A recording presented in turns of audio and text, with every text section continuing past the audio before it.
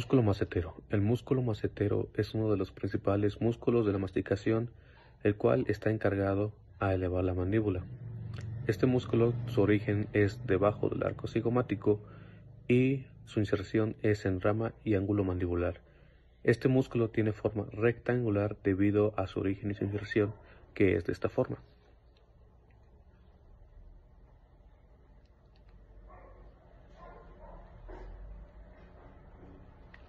Este músculo cuenta con dos porciones, la superficial y la profunda.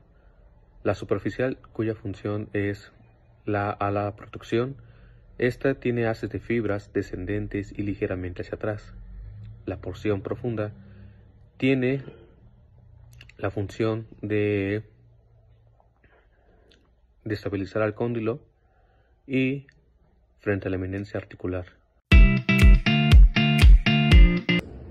Bueno, para sentir el músculo macetero tenemos que poner el dedo índice y anular por delante del ATM y por debajo del arco cigomático y decirle que haga una pequeña presión para sentirlo cuando está activo. Para sentir la parte externa del músculo tenemos que bajar hacia el ángulo de la mandíbula e igual hacer una pequeña presión para sentirlo de esta forma. Y pues también para preguntarle si siente dolor al momento de hacer la palpación y también ver si el músculo tiene hipertonía. Otra de las formas es hacerlo intraoralmente, que con el dedo índice y pulgar. El dedo índice va de la forma intraoral y el dedo pulgar extraoral. El dedo índice lo tenemos que poner hasta la parte posterior de las muelas y hacer una pequeña presión para sentirlo así.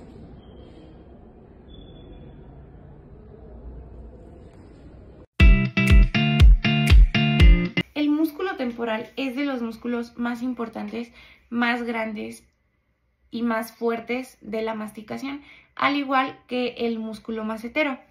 Este músculo tiene forma de abanico y se origina en la fosa temporal, desde la fosa temporal, más bien desde el hueso temporal hasta el frontal, parietal y esfenoides.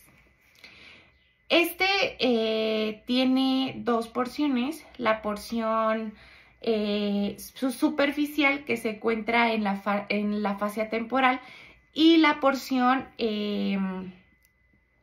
profunda, que se encuentra en la línea temporal inferior. Estas dos porciones se insertan en la apófisis coronoides de la mandíbula y la función principal de este músculo es abrir y cerrar la mandíbula. Esto lo hace con ayuda de las fibras, que tiene las fibras verticales en la porción anterior, que ayudan a elevar la mandíbula cuando ésta se contraen, y también las fibras horizontales, que se encuentran en la porción posterior, que ayudan a la retracción de la mandíbula cuando estas fibras se contraen. Para activar el músculo temporal es muy importante que sentemos a nuestro paciente y hagamos que abra y cierre la boca. Si nuestro paciente genera alguna molestia como dolores de cabeza muy fuertes, es muy importante que nosotros como doctores chequemos si tiene alguna maloclusión o alguna desalineación en su línea media para poder corregírsela y así hacer que nuestro paciente ya no tenga estas molestias en sus músculos masticatorios. Ahora comenzaremos la palpación del músculo temporal. Para empezar, este se dividirá en tres partes: la región anterior, medial y posterior. Para palpar la región anterior, primeramente esta se ubica por delante de la articulación temporomandibular y arriba del arco cigomático. Sus fibras van verticalmente, y para la porción medial se encontrará por encima del tubérculo cigomático y por encima de la articulación temporomandibular. Para la región posterior se encontrará por detrás de la oreja y por detrás de la articulación temporomandibular con fibras horizontales. Voy a hablar sobre el músculo perigoideo externo. El músculo perigoideo externo o músculo perigoideo lateral es un músculo de la masticación que desempeña un papel fundamental en los músculos de la mandíbula. Su origen se divide en dos fascículos o cabezas: cabeza superior, que se origina en la cara infratemporal del ala mayor del hueso esfenoides, y cabeza inferior, que se origina en la cara lateral de la lámina lateral de la apófisis perigoides del esfenoides. Bueno, continuamos con sus inserciones. Las fibras de ambas cabezas convergen e insertan en la fóvea perigoidea del cuello del cóndilo mandibular, la cápsula articular y el disco articular de la articulación temporomandibular. Su función: bilateralmente protruye la mandíbula en movimiento hacia adelante y contribuye a la depresión de la mandíbula a la apertura de la boca. Unilateralmente produce movimientos de lateralidad de la mandíbula esenciales para la masticación. La cabeza superior también participa en el control de movimientos del disco articular del ATM durante la oclusión. Y su distribución de fibras es: las fibras del músculo perigoideo externo son predominantes de tipo 1 y 2, fibras musculares de contracción lenta y rápida, a lo que le permite desempeñar funciones tanto de control postular como de movimientos rápidos de la mandíbula. Este músculo es clave en la dinámica de masticación y en la estabilidad de la articulación temporomandibular. Les voy a hablar sobre la palpación del músculo perigoideo externo. Con mis dedos vamos a tocar la punta del cóndilo y le voy a pedir a mi paciente que abra la boca, para que con mi dedo índice vamos a ir hacia la zona de la tuberosidad de los molares hasta el fondo, para aquí sentir el músculo perigoideo externo.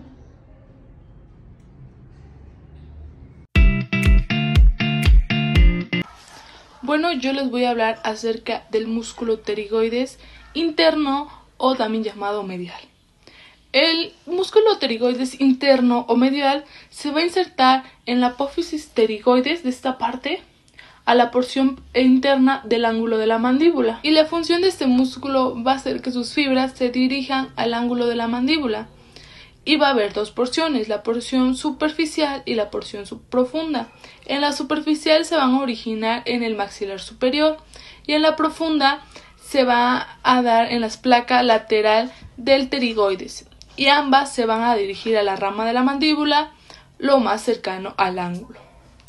Las funciones que va a tener el músculo pterigoides interno o medial en la masticación va a ser la elevación, la retrusión y la lateralidad de la mandíbula. Bueno, yo les voy a enseñar lo que es la palpación del músculo pterigoideo interno, que van a ser en dos porciones, que va a ser la porción intraoral y extraoral. Nos vamos a ubicar en esta posición. Vamos a pedir al paciente que mueva un poco la cabeza.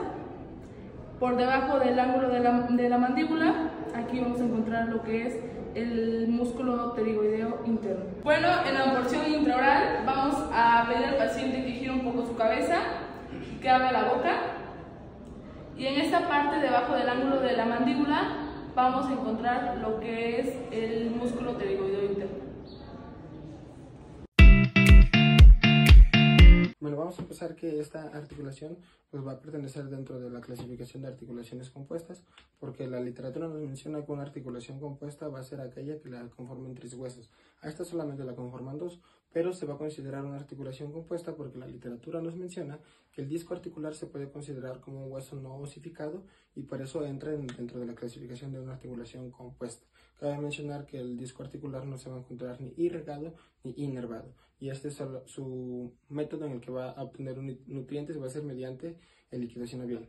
Esta articulación también va a entrar dentro de la clasificación de una articulación sinovial, porque como ya lo mencioné anteriormente, esta clasificación va a ser por las partes que la conforman, y dentro de esta articulación va a haber líquido sinovial.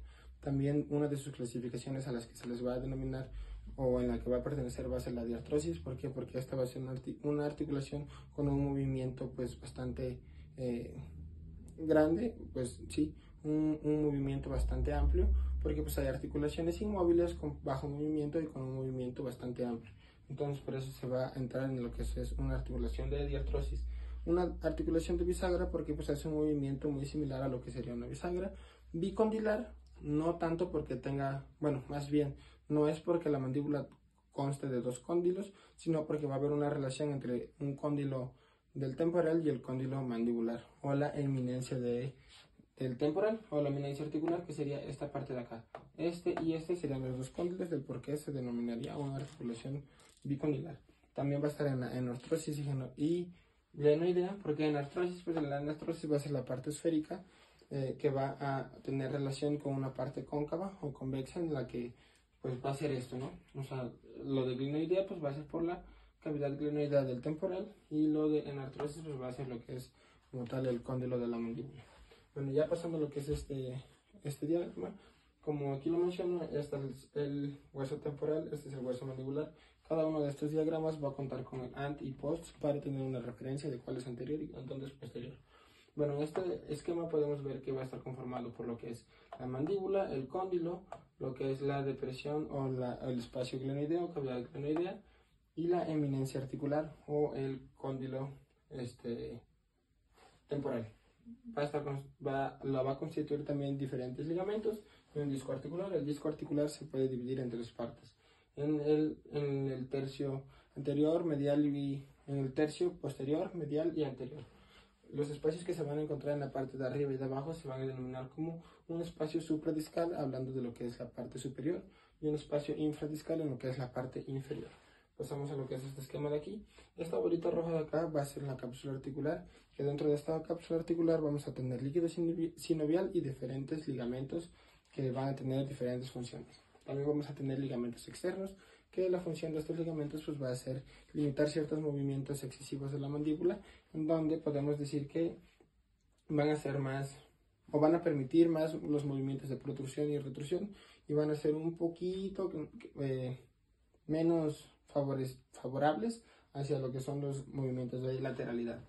En estos ligamentos se van a dividir en lo que es el ligamento intrínseco y extrínseco. El intrínseco lo va a conformar el ligamento temporomandibular, que va a ir del temporal a la mandibular, o también este mismo se puede denominar como el ligamento lateral externo. ¿Por qué? Porque en la parte interna va a haber uno que se llame ligamento lateral interno, que van a ser dos igualitos, nomás que uno afuera y uno adentro. Ahora vamos a pasar a este que está... Bueno, esos son los intrínsecos, y los extrínsecos van a ser estos dos, que este va a estar por la cara interna, que va a ser el esfenomandibular, que como su nombre lo dice, va a ir del esfenoides a la mandíbula. Y este va a ser el estilomandibular, que va a ir del proceso estiloideo o de la apófisis estiloides a lo que es la mandíbula, y por eso es su nombre de estilomandibular. Ahora vamos a pasar a esta parte de aquí, que este va a ser el hueso temporal y este va a ser el cóndilo. Bueno, lo verde va a estar señalando lo que son los ligamentos y lo rojo los músculos. La parte negra va a ser lo que es el disco articular. Esta parte más grande, estas líneas verdes un poquito más grandes, va a ser la cápsula articular, que es como si lo estuviéramos viendo así, si lo hubiéramos cortado un cachito para verla por dentro. Estos pequeños ligamentos que van a sostener a lo que es el disco articular en una posición correcta para que haya una buena relación en lo que es con el cóndilo y la cavidad glenoidea. Estos van a ser los ligamentos colaterales. Y también vamos a contar con una parte que va a ser la parte posterior o la parte de atrás, que se va a denominar como una parte retrodiscal o ligamentos retrodiscales. Bueno, es que depende de la literatura, pero va a ser la parte retrodiscal o tejido retrodiscal. Y aquí el músculo, una vertiente de lo que es el músculo pterigoideo externo o pterigoideo lateral, que es exactamente lo mismo. Una parte se va a insertar dentro de lo que es el disco, de la cápsula articular, y otra parte se va a insertar en lo que es la depresión condilar, que va a ser pues en el hundimiento que va a haber o a ese pequeño curvatura que va a haber debajo del cóndilo. Y bueno, cabe mencionar que cuando en función de este disco articular, cada vez que